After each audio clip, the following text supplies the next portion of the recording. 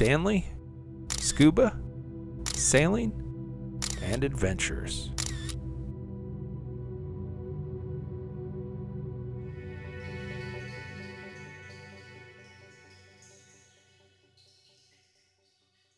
I appreciate you being here with me to log an entry in the travel journal.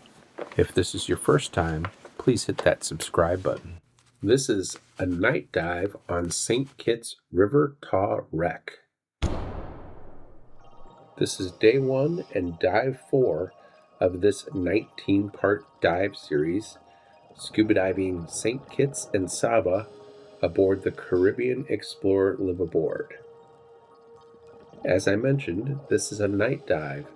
If you want to see what the River Taw wreck looks like during the day, you can take a look at the earlier dive number 1 from this dive series. Here's the first of many southern stingrays that we'll see on this night dive.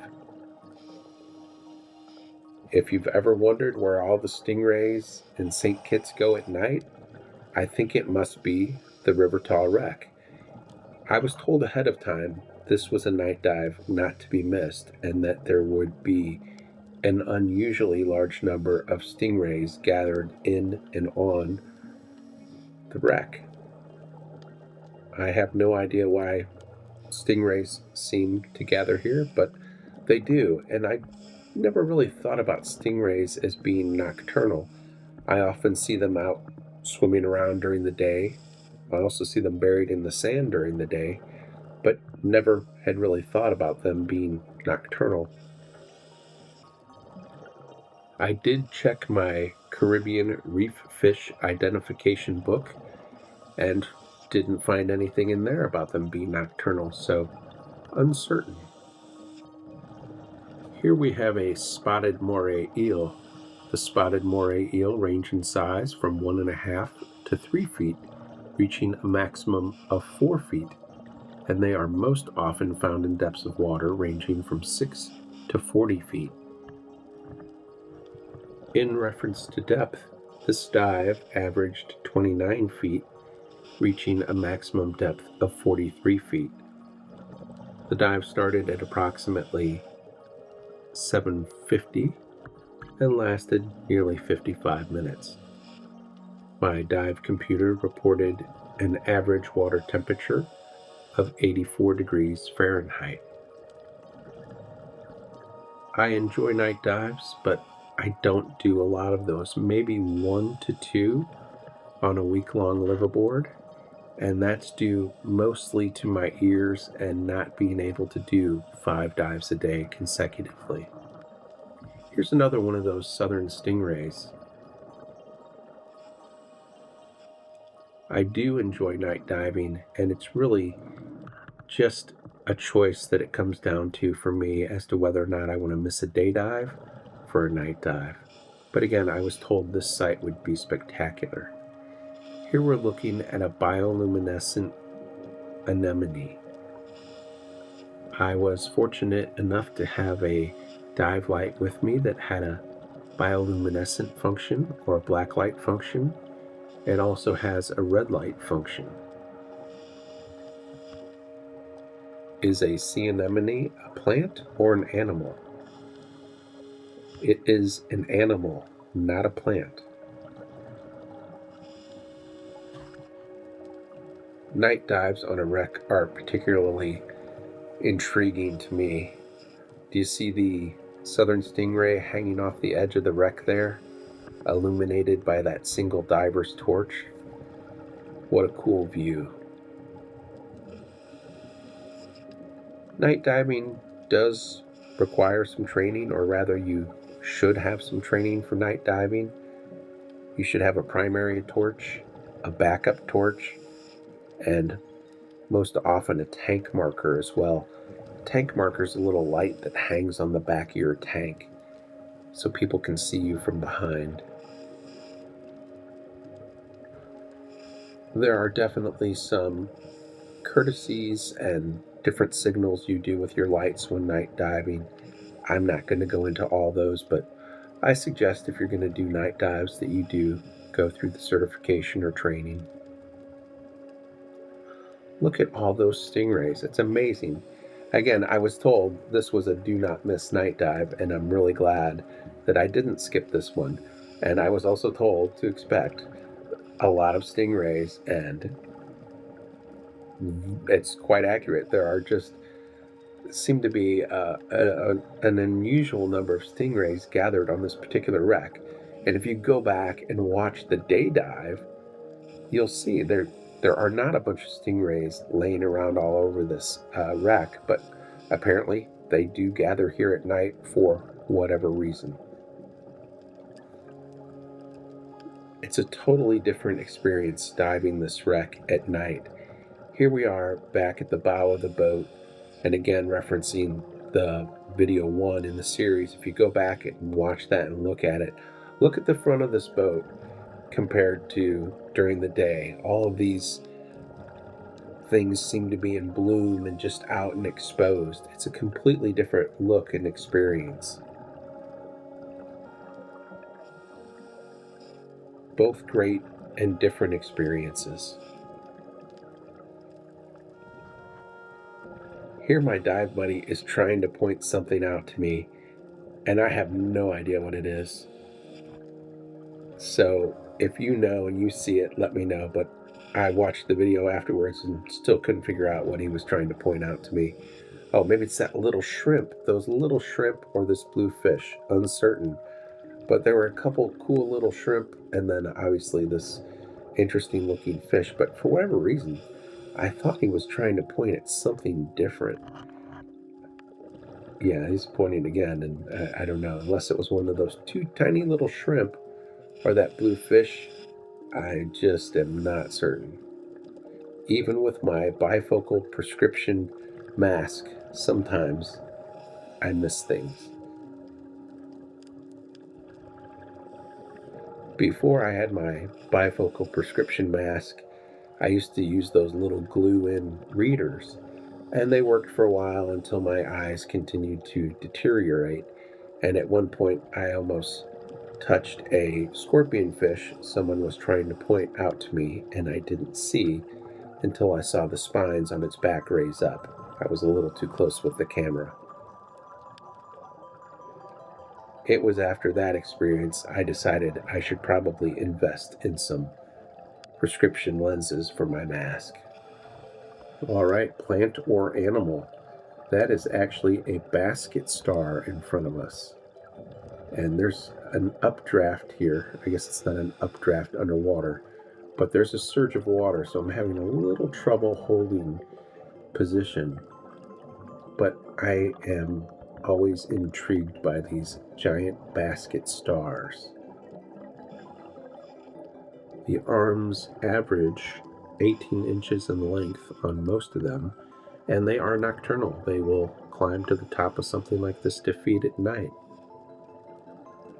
Moving on to the other portion of the wreck, again referencing the day dive. If you watch that video, you'll see there was a second portion or section to the wreck. And again, night diving, you never really know what's going to pop out at you. In this case, nothing terribly frightening, just this green sea turtle who apparently didn't like all of the dive lights.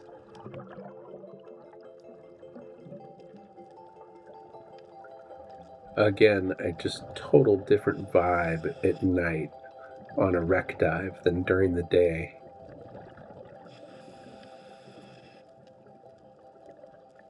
Night dives tend to be a little bit shorter for me. I don't know if it's because it's the end of the day and I'm usually a little tired, or that it's a little colder. Maybe it's a combination of both, but night dives for me tend to be usually shorter. This one, however, almost a full hour, although for whatever reason I didn't shoot a whole lot of video. I think I was just taking it all in. But here's another one of those southern stingrays. I've never seen anything like this on a night dive on a wreck, or any night dive, where there were just so many stingrays gathered in one place.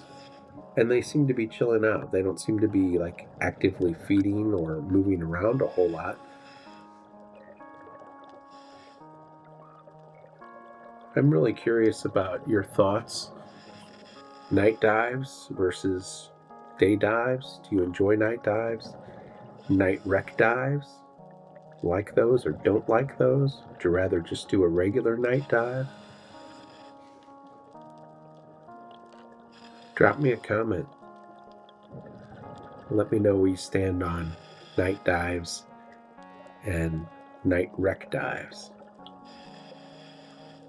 I think I see another southern stingray in there on the deck. Yeah, I see the tail.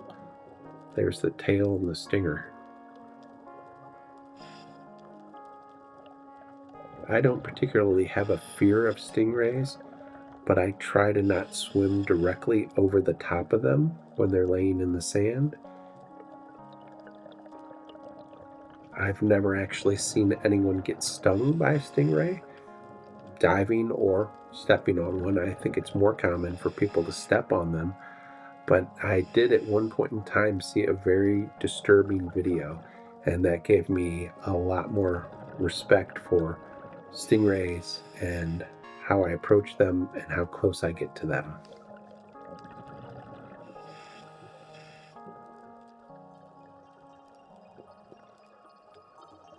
There really wasn't a lot of room to get inside this wreck during the day, so I'm certainly not going in it at night. I think a large portion had collapsed after a hurricane, so definitely don't need to go trying to squeeze in there at night.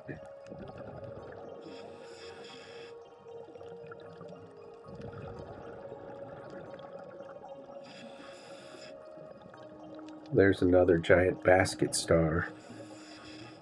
I don't know if you can see it. There, my light's on it now. I've got the torch on now instead of the video light, which is a little too bright. Here I'm checking out the bow of the boat, and I'm looking at this arrow crab, this pretty good sized arrow crab right in front of me, and didn't notice the other crab right behind it. Look, the light hits him, and he starts moving away, and he's got, I don't know, a growth, or if that's part of his shell, but that's some serious camouflage. Look at that. He just turns around, and it's like, oh, was that even a crab?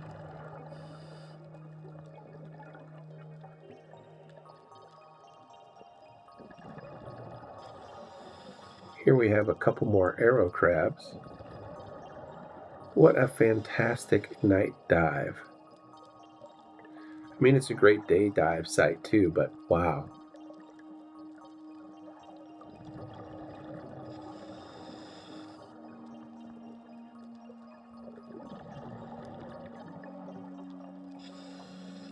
All right, so if you get to St. Kitts and you're doing the River Taw wreck and you get the chance to do the River Taw wreck at night, I think it's definitely worth it.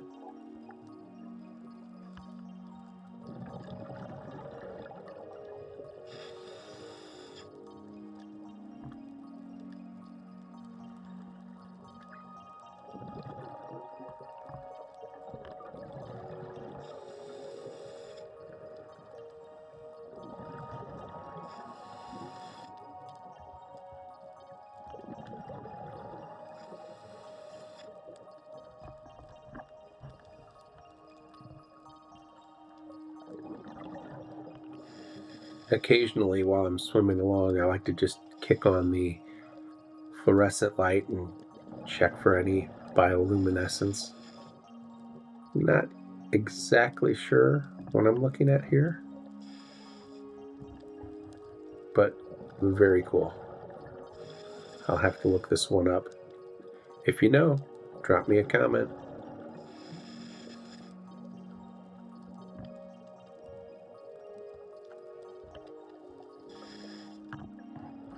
I thought I saw a glimpse of the green sea turtle, maybe the same one. So I flipped over to the red light here so as I could try to get closer and not startle him. Didn't work out on this occasion.